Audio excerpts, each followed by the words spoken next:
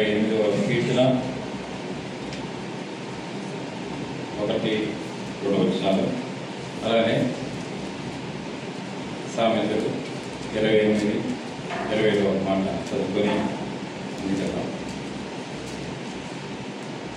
యెహోవాయందు భక్తి కలిగి ఆయన త్రోవలను నడుచు వారందు ధన్యులు. నిత్యముగా నీ చేతుల కష్టాలను ఉంచదు, నీవు ధన్యుడు, నీకు మేలు కలుగును. అలానే సామెతలు 28-20లో నమ్మకమైన వారికి మెండైన దీవెనలు ప్రార్థన చేసుకుందాం. కృపా సత్సుబ్ర నా కృపదేవ స్తోత్రమైన మమ్మల్ని ఎంతో ప్రేమించి కాపాడి సంరక్షించేవా స్తోత్రం. అయా మీ ప్రేమైన వసుకొచ్చుకొని మీ సన్నిధిలో నిలబడే వాక్యము అనిపించిన దేవా స్తోత్రం. విలువైన మాటలు ప్రభావ మీద కల్పించున్నాం. నా తండ్రి పరిశుద్ధాత్మతో విలువైన అభిషేకంతో మీరు మాట్లాడడం అది యేసుక్రీస్తు ప్రభువును వందనాలు తెలుస్తాం. పెద్దలు మీ మధ్యలో నిలబడడం అనేది కత్తితో సాం లాంటిది. నేనైతే వాక్యం అంతా తెలుసుకోవడం ముందు నిలబడడం అనేది ఈజీ కాదు. ఇక్కడ చాలా క్లియర్గా రాస్తున్నాడు. ఏంటంటే యెహోవాయందు భక్తి కలిగి ఆయన త్రోవలను నడుచు వారందరూ ధన్యులు. ఒక సూత్రం ఉంది ఇక్కడ.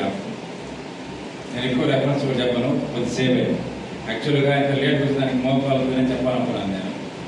అంటే నాకు పనిష్మెంట్ చేసుకోలేదు, కానీ ఎందుకు లేదు అనేసి ఇక్కడ ఒక సూత్రం ఉంది. యెహోవాయందు భక్తి కలిగి ఉంటే జ్ఞానం మూలం.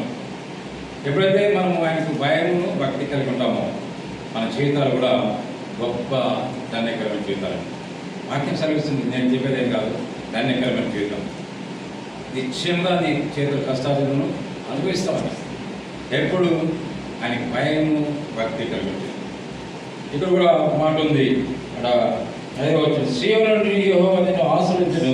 ఎలా అంటే దాని పై వచ్చిన ఉంది, యెహోవా యందు భక్తి కలిగి వాడు ఇలా ఆశిస్తాడు. ఎప్పుడైతే భయమును భక్తి కలిగి ఎప్పుడైతే ఉంటామో ఆ జీవితాలు ధన్యకరమైన జీవితాలు. చాలామందికి భయం ఉంటుంది, భక్తి ఉండదు. భక్తి ఉంటే భయం ఉండదు. మనం చూస్తే అబ్రాహాము అనే వ్యక్తి ఎప్పుడు భయభక్తులు ఉంటాయంటే మొట్టమొదటిగా విధేయత కలిగినప్పుడు. విధేయత తగ్గింపు జీవితం ఎప్పుడైతే మనం ఉంటుందో అలాంటి సమయంలో దేవునికి ప్రసన్నత మన మీద ఉంటుంది. మనం చూస్తే ఆదికాండం 12వ అధ్యాయంలో చూస్తే అబ్రాహాము ఆయన పేరు, అబ్రాహాము అనబడిన వ్యక్తి దేవాదేవుడు పిలుస్తున్నాడు. అబ్రాహాము, నేను చెప్పిన స్థలానికి వెళ్తావా? నీ ఇంటిని, నీ కుటుంబాన్ని, నీ దేశాన్ని, నీ ప్రాంతానికి విడిచి వెళ్ళము అన్నప్పుడు అతను విధేయత చూపించాడు. ఎక్కడ వెళ్ళాలి ప్రభా? అప్పుడే వస్తున్నాడు. ఒక అన్య కుటుంబంలో వచ్చి అప్పుడే పరిచయం చేసుకుంటున్నాడు దేవుడు. వెంటనే వెళ్ళమంటే మనం ప్రశ్నలు వేస్తాం, ఎక్కడ వెళ్ళాలి? ఒకవేళ పాస్టర్ గారు అబ్బాయికి చెప్పాను అనుకోండి, అయ్యా వెళ్ళాలి, బైక్లో పోవాలా, నడిచిపోవాలా, లేదా బస్సులో పోవాలా, అనేక ప్రశ్నలు వేస్తాం. కానీ అబ్రాహాము అనే వ్యక్తి అప్పుడప్పుడే వస్తున్నాడు దేవునిలో, వెంటనే వెళ్ళేలో నేను 4వ వచనం చూస్తే. అంటే ఎప్పుడైతే యెహోవా యందు భయము భక్తి ఎప్పుడు ఉంటుందో మొట్టమొదటిగా విధేయత మనం చూడగలుగుతాం. విధేయత ఎప్పుడైతే మనలో ఉంటుందో ఆ విధేయత ద్వారా దేవుడు నడిపిస్తున్నాడు. ఎప్పుడైతే చాలామంది నిన్న కూడా ఒక అతను చెప్తున్నాడు టీవీలో, యేసుని నమ్ముకుంటే మీకు అన్ని కష్టాలు పోతాయి అని బోధ చేస్తున్నారు. నిజమే, చాలా బోధలు ఉన్నాయి. కానీ వెంటనే దేవుని మాట లోపల వెళ్ళినప్పుడు వెంటనే ఆ ఊర్లో కరువు వచ్చేసింది. వెంటనే కరువు వచ్చేసింది, ఐగుప్తుకు రావాల్సి వచ్చింది. అక్కడ ఆ రాజు తన భార్య పట్టుకోవడం జరిగింది. అక్కడ అంటున్నాడు, అబద్ధం చెప్పాల్సి వచ్చింది, నువ్వు చెల్లి అని చెప్పు, నేను నీ అన్నని చెప్పు అని ఒక పరిష్కారం వచ్చేసింది. చూడు అక్కడ చూసినట్టయితే ఆవిడ పరిస్థితి భయంకర పరిస్థితి. 15వ అధ్యాయంలో దేవాదేవుడు పిలుస్తున్నాడు, అబ్రాహాము నేను గొప్పగా ఆశ్రయిస్తానన్నప్పుడు, అయ్యా నాకున్న దాసుడు ఎలియాజరు తప్ప నాకేముందయ్యా, నన్ను ఆశ్రయించడానికి దాని ఏముందయ్యా అన్నప్పుడు ఆయన అంటున్నాడు, బయటికి రా, నేను బయట తీసుకొచ్చి అంటున్నాడు. బయటకు వచ్చి ఆకాశ నక్షత్రం లెక్కించగలుగుతావా ప్రశ్నిస్తూ, లెక్కించగలుగుతావా చెప్పు, అలా నిన్ను ఆశ్రయిస్తాను. అలాంటప్పుడు ఆయన అబ్రాహాము అండి ఆడ 15వ అధ్యాయంలో దేవుని మాటను నమ్మినాడంట. నమ్మాలి. నమ్మాలి. అది నీతిగా ఎంచబడింది అంట. ఆయన ఎలా ఉండింది? నమ్మినాడు, నీతిగా ఎంచబడింది. మన జీవితంలో కూడా క్రైస్తవ జీవితంలో దేవుని మాటకు లోపడాలి, విధేయత చూపించాలి. ఎప్పుడైతే విధేయత చూపిస్తామో అది నమ్మకముగా వస్తుంది. నమ్మడం వల్ల నీతి కలిగిస్తుంది. ఎప్పుడైతే ఆడు చూడండి 17వ అధ్యాయము 5వ వచనంలో దేవాదేవుడు సెలవిస్తున్నాడు, నీ పేరు అబ్రాహాము అనబడదు, నీ పేరు అబ్రాహాము అనబడుతుంది, అనేకులకి నువ్వు తండ్రిగా అవుతావు అని చెప్పినప్పుడు చూడండి 22వ అధ్యాయంలో మనకి వెళ్తే అబ్రాహాముకు ఉన్న ఒకే ఒక కుమారుని అడుగుతున్నాడు ప్రభు, నా కొరకు నువ్వు బలి ఇస్తావా అన్న సమయంలో ఆయన ఎక్కడ తడుగు చూసుకోకుండా ఎప్పుడు తెల్లవారుతుందో లేచి ఆయన ప్రిపేర్ అవుతున్నాడు. తన చేతులతోనే కట్లు చీల్చుకొని రాళ్ళకి గంధం కట్టి 2 పనివాళ్ళు తీసుకొని వచ్చి తన కుమారుడు తీసుకెళ్తున్నారు. దేవుడు చెప్పిన ప్రదేశం 3 దినాలను ప్రయాణం చేసి ఆ ప్రాంతానికి వచ్చినప్పుడు దేవుడు చూపిస్తున్నాడు, అయ్యా ఇదే వెళ్ళినప్పుడు అక్కడ ఆ మాట చాలా బాగుంటుందండి. అక్కడ అంటున్నాడు, ఎప్పుడైతే దేవునికి భయపడగలిగినప్పుడు ఆ విధేయత కలిగిన వ్యక్తికి ఒక విశ్వాసం ఉంటుంది. అయ్యా నేను నా కుమారుడు వెళ్ళి దేవుని మ్రోకి ఆడ బ్రాకెట్ ఉంటుంది, దేవుని మ్రోకి తిరిగి వస్తాను అంటే ఆడ బలి ఇవ్వాలి అంటే దాని అర్థము ఒకటే రావాలి, అబ్రహాం మాత్రమే తిరిగి రావాలి. కానీ ఆడ విశ్వాసం ఏంటంటే నేను నా పిల్లవాడు తిరిగి వస్తాను. అక్కడ ఆ చిన్న పిల్లవాడు ప్రశ్న వేస్తున్నాడుగా, తండ్రి కటిలోనే నింపు ఉంది, అన్నీ ఉంటాయి, కానీ గొర్రెపిల్ల ఎక్కడ అంటే అక్కడ నిజంగా ఆ ప్రాంతం ఆ ప్రదేశంలో ఒకవేళ మనం ఆ సన్నివేశానికి మనం వెళ్తే ఎంత భయంకరమో కదా.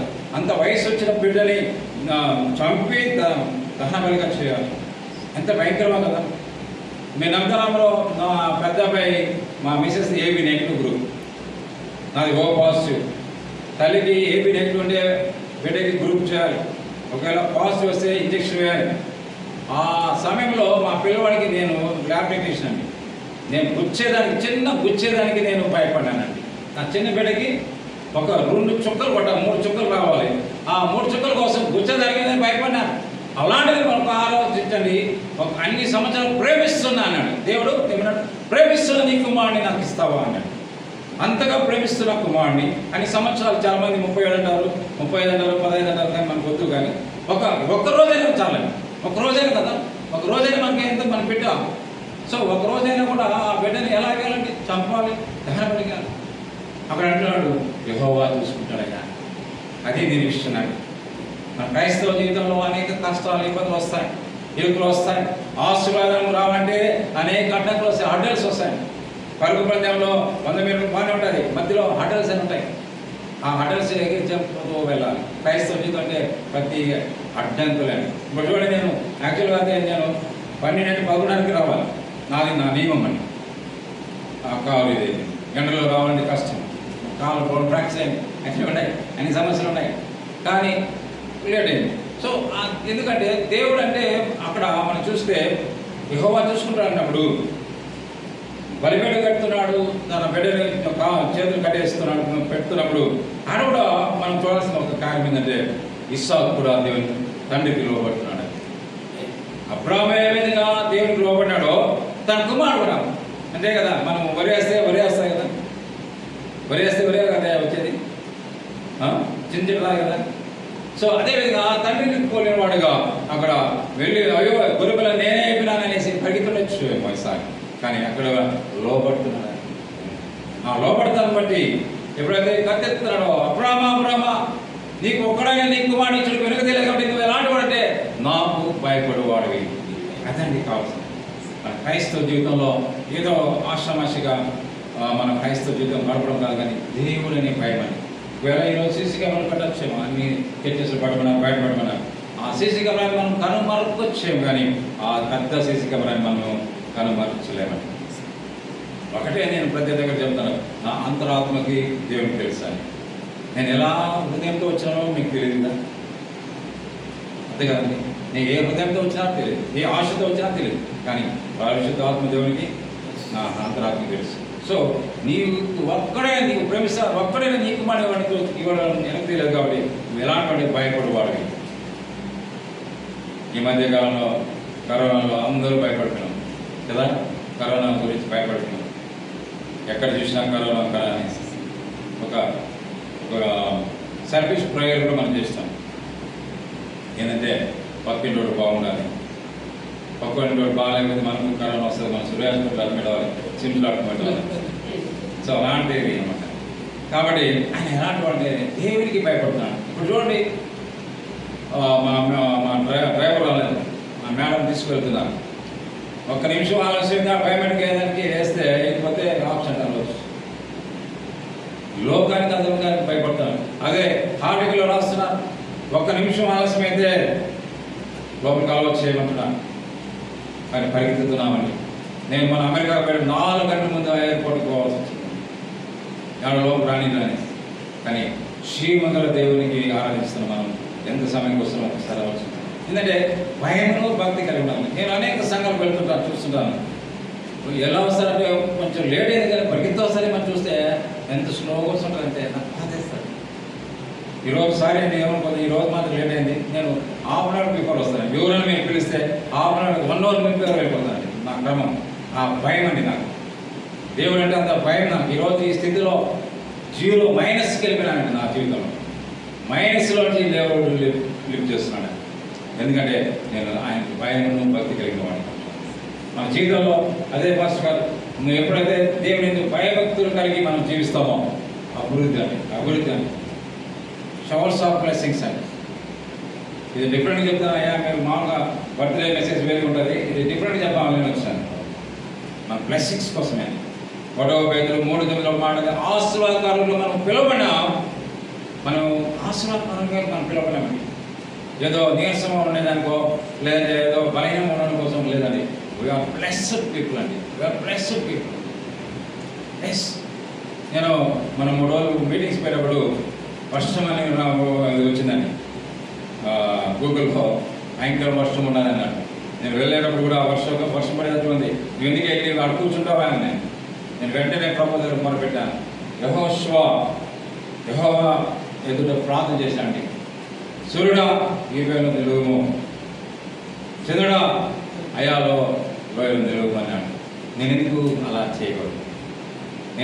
చేయకూడదు అని ప్రార్థన చేశాను. 3 రోజులు వర్షం పడుతున్నది కూడా ఇష్టం. మనము అది కమాండ్ చేయాలని, దేవుని బిడ్డలైన మనము, దేవుని సేవకులైన మనము కమాండింగ్ చేస్తే దేవుడు మనం ప్రార్థన చేస్తాం. నేను అదే అమెరికాలో కూడా అదే నేను కోరింది ఏంటంటే, ఏలియా మన వంటి స్వభావం వాడే ఆసక్తిగా ప్రార్థన చేస్తే 3.5 సంవత్సరాలు వర్షం కురుకులేదు, తర్వాత వర్షం కురిగింది. సో మనం ఎందుకు చేయకూడదు? ఆయన కూడా మన వంటి స్వభావం అయినప్పుడు మనం కూడా సేమ్ లైక్ దట్. దేవభాష లాగానే, అయ్యగారు లాగానే, మీరు అందరిలాగానే. సో ఆయన మనం స్వభావం తెలియని కాబట్టి అంత కార్యం చేసినప్పుడు మనం ఎందుకు చేయకూడదు? ఎప్పుడో చేయాలంటే ఆయన ఎందుకు భయభక్తి కలిగి ఉంటే, ఆయనకు భయభక్తులు కలిగి ఎప్పుడైతే ఉంటామో దేవుడికి ఆయన మనం చేస్తాం. ఇంకొకటి మన క్రైస్తవ జీవితంలో, సేవకుల జీవితంలో నమ్మకమైన మెండిన దేవునిలోని ఒకటి ఇస్తున్నాడు దేవుడు. ఎప్పుడైతే దేవుని యొక్క నామంలో మనం నమ్మకత్వం అండి. నేను ధ్యానిస్తున్నప్పుడు ఉరియా గురించి ఒక మంచి టాపిక్ వచ్చింది. నమ్మకమైన ఉరియా అని రాసుకోమని అంటున్నాను. నమ్మకమైన ఉరియా,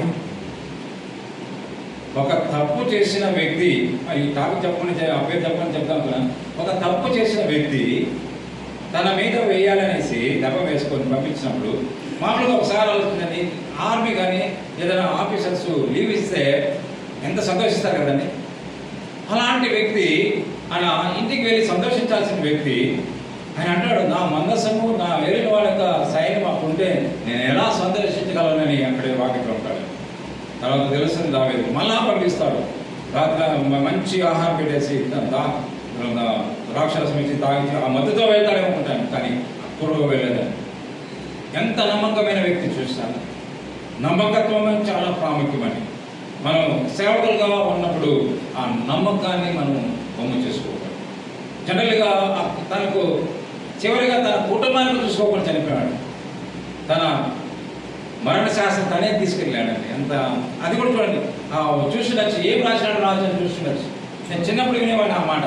ఏదో ఒక కథగా చెప్పేవాడు నాకు చిన్నప్పుడు, అంత వయసులో. నేను ఏదో అనుకునేవాడు. ఇప్పుడు చదువుకున్నాక అనుకున్నాడు, ఓ ఈ మాటలే చెప్పేవాడు.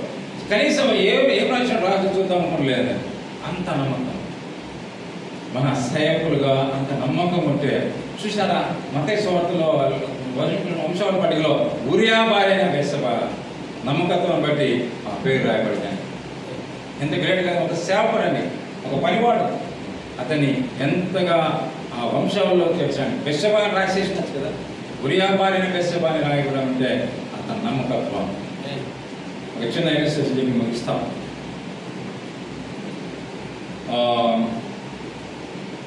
సివి రామన్ గారు చాలా అందరికీ తెలిసిన సివి రామన్ గారు భౌతిక శాస్త్రంలో సైంటిస్ట్.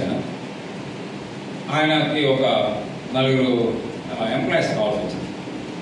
ఎందుకంటే మన బైబిల్లోనే కాకుండా బయట వాళ్ళు కూడా మనం తీసుకోవచ్చు, అందుకని చెప్తున్నాను. ఎందుకంటే వాళ్ళు కూడా ఎంత ఇప్పుడు కొన్నేళ్ళ గురించి చెప్పాలంటే మనం క్రైస్తవుల గురించే చెప్పాల్సి వస్తుంది. ఆయన సివి రామన్ గారికి ఒక 4 ఎంప్లాయీస్ కావాల్సింది టెస్ట్ పెడతారు.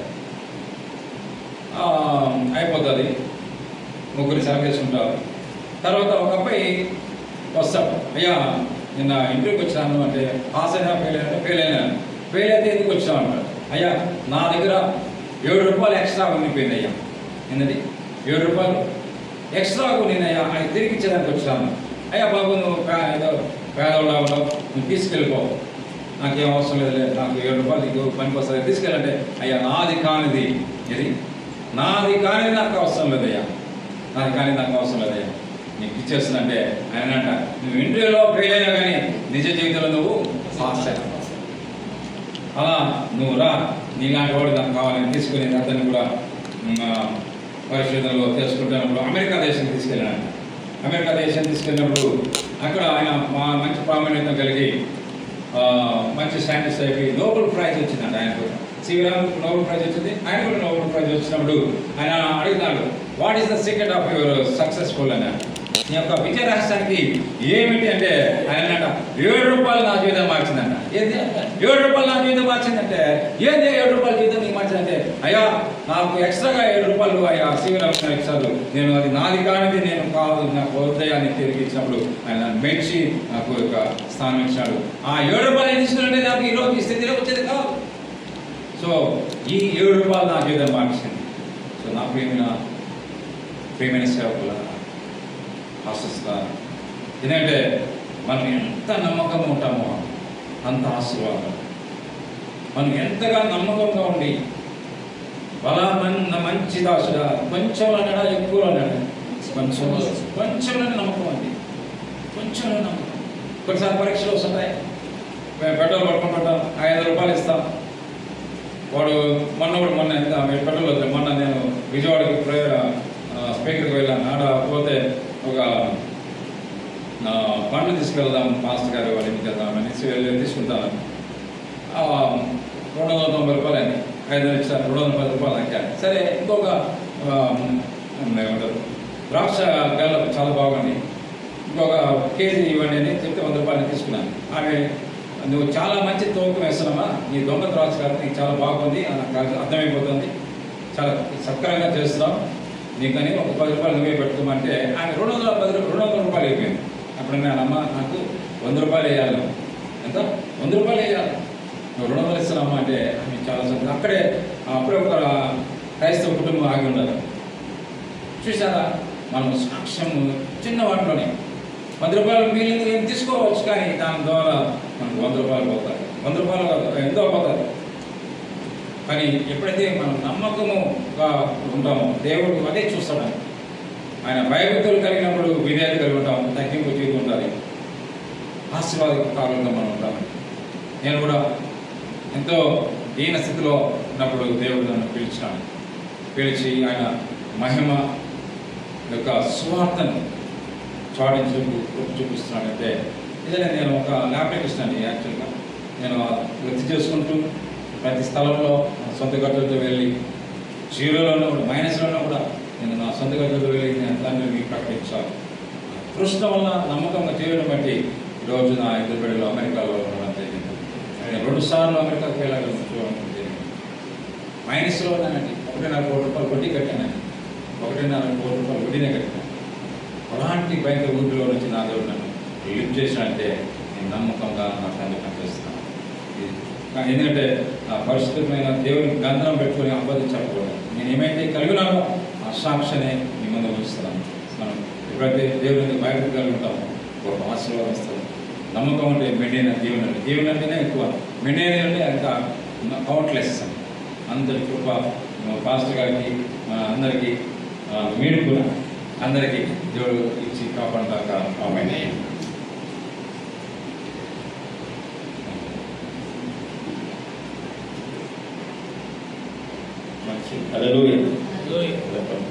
మంచిది, చక్కటి టైం, మంచి టైం టైగర్ ముగించేస్తారు. నేను ఒక వాక్యం చెప్పేసి నేను కూడా ముగించేస్తాను. టైగర్ చెప్పిన మాటని కీర్తన 1:6 మనం చేసే సేవలు కాబట్టి ఒక మాట చదువుతున్నాం. కీర్తన 1:6 టైగర్ 15 నిమిషాలు ముగించేసాను సార్. ఒక మాట చదువుతున్నాం. నా యొద్ద నివసించినట్లు దేశంలో నమ్మకస్తులైన వారిని నేను కనిపెట్టుచున్నాను. ఒక్కని ఎవరి దగ్గర నివసించాలంట? మనంతా దేవతమే కదా, గాలి దేవతలాగా దేవుడు చెప్పేది ప్రజలకు చెప్తాం, ప్రజల గురించి దేవుడితో చెప్తాం కదా. మనం పాఠశాలలు అనం, సైనికులు అనం, రాయబారులు అనం, మనకు చాలా పేర్లు ఉంటాయి, యాత్రికులు అనం కదా. నమ్మకస్తులైన వారిని దేవుడు ఎత్తుకున్నాడు. ఆయన వద్ద నివసించేవారు నమ్మకస్తులైన నేను ఏం చేస్తే కనిపెట్టుచున్నాను. నిర్దోష మార్గమందు నడుచువారు నాకు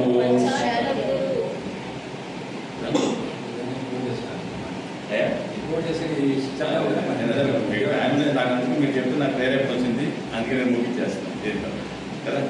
ఇప్పుడు మనం అందరం ఎవరో ప్రభుకి పరిచారం కదా. నమ్మకమైన వారిగా దేవుడు మనల్ని తీర్చి పరిచారకులు చేసి తన పరీక్షను దేవుని స్తోత్రం. మరి ఈ పరిచారం కావాలంటే నమ్మకస్తులైన వారిని దేవుడు ఏం చేస్తుందా? కనిపెడుతున్నాడు. కనిపెట్టి ఎంతో మంది ఉన్నారు గొప్పవాడు, అని మనల్ని ఈ పని ఇచ్చి దేవుడు ఈ పనిలో ఉంచాడు. దీనికోసం నమ్మకంగా ఉండటం. ఈ నమ్మకాన్ని దేవుడు నాకంటాడు పౌలు, మనము నమ్మకస్తులము కాకపోయినా ఆయన నమ్మదగిన అనుకుని రాశాడు కదా. స్టీవెన్ సంగర్ ఏ పాట రాశాడు? నమ్మకమైన దేవుడమైన నీవే చాలు యేసయ్యా, నమ్మకమైన దేవుడమైన నీవే చాలు యేసయ్యా, నేనేమైనా ఏ స్థితిలో ఉన్నా, నేనేమైనా ఏ స్థితిలో ఉన్నా, ఇంకేమి కోరుకోగయా, ఇంకేమి కోరుకోగయా, నమ్మకమైన దేవుడవైన నీవే చాలు యేసయ్యా, ఆపులైన వారి హాని చేయ చూసిన మిత్రుడే విలువకుండినా, ఆపులైన వారి హాని చేయ చూసిన మిత్రుడే విలువకుండినా,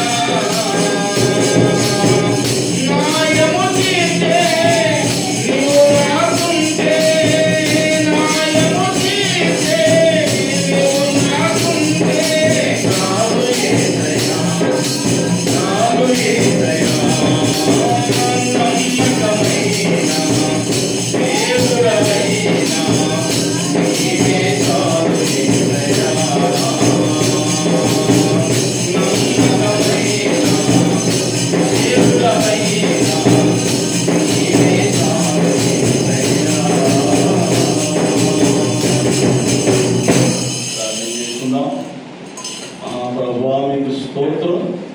ఈ దాసుల్ని మరి నాయన చేరి ఆమాస్ గారిని మా మధ్యకి తీసుకొచ్చి నమ్మకంగా అబ్రాహామును ఇవన్నీ విషయంలో దీవించాలి.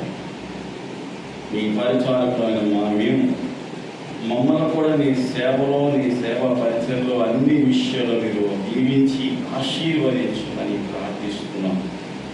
మీకు నమ్మకంగా ఉండి రెండేళ్ల దీవులు పొందుకొని మరింత సేవలో ముందు కొనసాగే కృప, ధన్యత, భాగ్యం నాకు మాకు వాక్యం అందించిన మీ దాసులు లేడీస్ నా థామస్ గారిని కుటుంబం ఈ దీనదాసుడు ఉన్నతమైన స్థితిలో ఉంచి తన బిడ్డలు తనకంటే ఉన్నతమైన స్థితిలో నిలబెట్టినందుకు స్తోత్రం. నైనా మీరు తలుచుకుంటే ఉన్నతమైన శిఖరాలను మీ బిడ్డలను ఎక్కించేదని మీ వాగ్దానం నెరవేరుస్తున్నందుకు స్తోత్రం.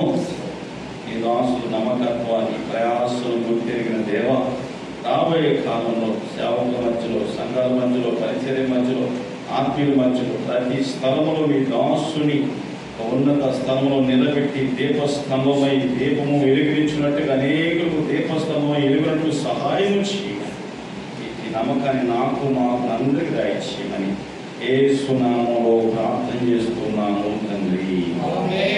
ఆమేన్. మంచిది, మనం ప్రార్థనలకు వెళదాం.